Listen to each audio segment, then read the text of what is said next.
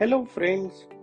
हम आजकल बहुत सारी बातों के बारे में सोचते हैं और कोशिश करते हैं कि किस तरह चीजों को और भी बेहतर बनाया जाए।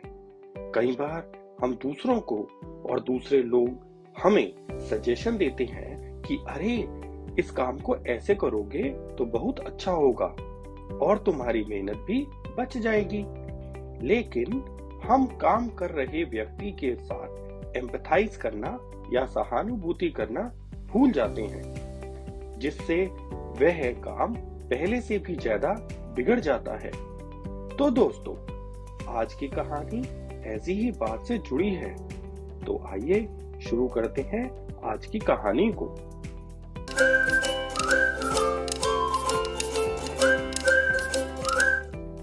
एक बार एक बहुत विचित्र जानवर था जिसके बहुत सारे पैर थे।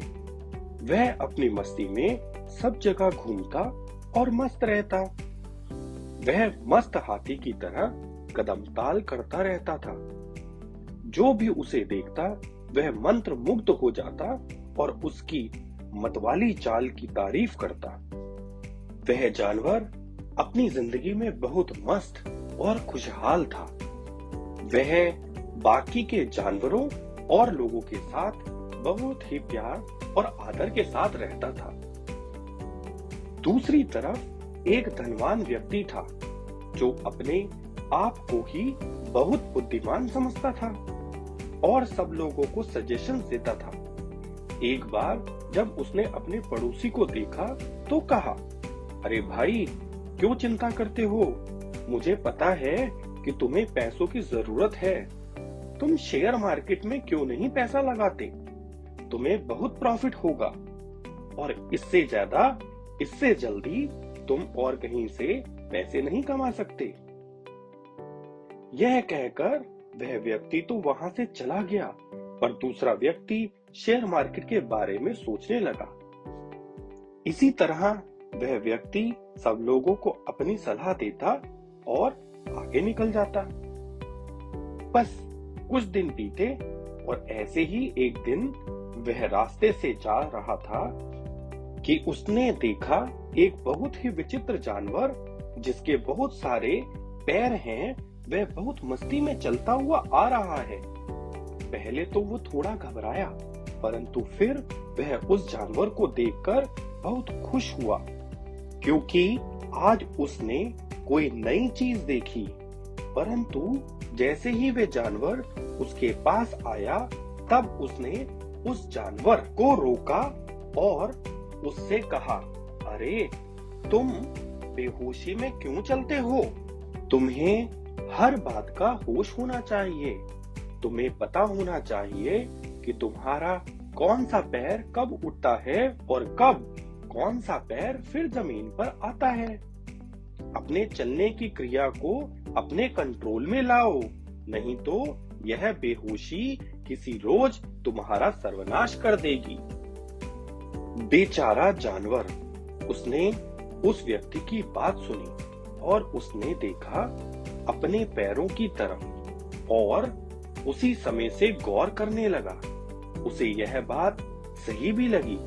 वह चल तो रहा था, पर कौन सा पैर कब उठता था उसका उसे कुछ होश नहीं था।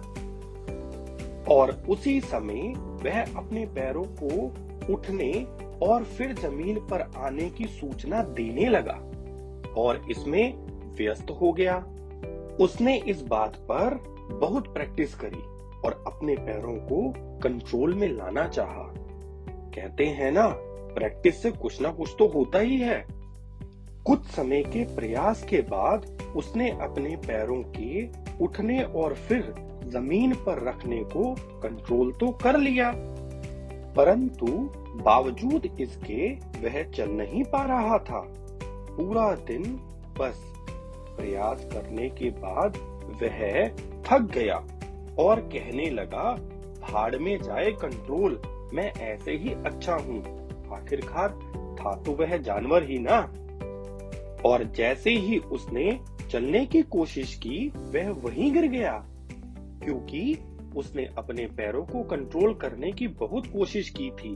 तो अब वह अपनी पहले वाली डिफॉल्ट चाल भूल गया। अब वह बहुत परेशान हो गया और बहुत कोशिश करने के बाद भी पहले जैसे नहीं चल पा रहा था। उसने पूरी रात बहुत कोशिश करी और अंत में हार कर वह अगले दिन की प्रतीक्षा करने लगा कि जब वह व्यक्ति उसके पास वापस आएगा तो वह उससे इसका समाधान पूछेगा। अगले दिन जब वह व्यक्ति उस रास्ते से जा रहा था, तब उस जानवर ने उसे रोका और मदद के लिए पुकारा। अब उस व्यक्ति ने उस जानवर की हालत देखी और यह देखकर उसने उसके पिछले कर्मों का हवाला देते हुए कहा कि यह तुम्हारे पिछले कर्म हैं जो तुम्हारे सामने आ गए हैं, और यह कहते हुए उस जानवर को वहीं छोड़कर चला गया। दोस्तों, हम लोग भी कई बार ऐसी ही सिचुएशन में फंस जाते हैं और बिना सोचे दूसरों की बातों को मानने लग जाते हैं। मैं ये नहीं कहूंगा कि हमें अपनी बातों को डिस्कस नहीं करना चाहिए या दूसरों की सलाह नहीं लेनी चाहिए, परंतु सजेस्ट करूंगा कि हमें किसी भी बात को करने से पहले उस पर अच्छे से विचार जरूर करना चाहिए। उम्मीद है दोस्तों आपको यह कहानी पसंद आई होगी, और अगर आप हमें कोई सजेशन देना चाहते हो तो प्लीज कमेंट करना। अपना साथ व प्यार बनाए रखने के लिए इस वीडियो को लाइक एंड शेयर करना, और फ्यूचर में ऐसी ही motivational and life learning videos देखने के लिए इस चैनल को सब्सक्राइब भी जरूर करना। Thank you friends, bye.